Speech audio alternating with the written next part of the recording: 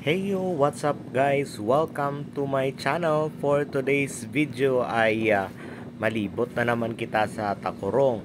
So diri nga area, lapit ini siya sa may New Isabela, no? So going ini siya to Takurong, to diri nga area, mo ini ang hospital. So may hospital ni diri nga area. So kung makita ninyo damo sa mga salakyan, no, naga-parking sa gilid kay nagapa-check up man na sila.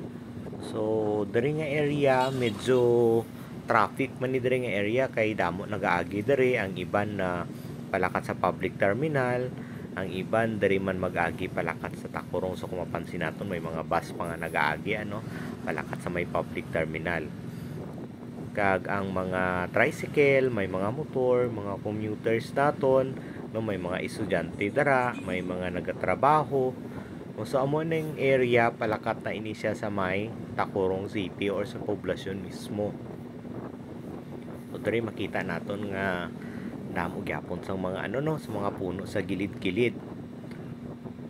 So amo ining area nga palakat sa may Takurong. So diri nga area lapit na kita sa may National Highway sang aton nga Takurong City. Pero kung makita naton may ara nakita dara nga traffic lights sa unahan. No, diri ini siya makita sa may palakat man ini siya sa may Buena Flor nga area.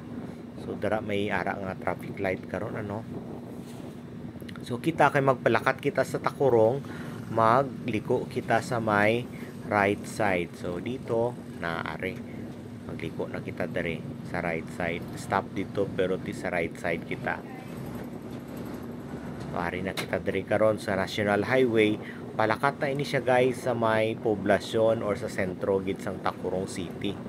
Kung makita naton damo sa mga salakyan kay may eskwelahan man na dira sa gilid naton. Kag damo sa mga tricycle nga nagapakadto kag nagapapuli halina ina sa may sentro sang Takurong City.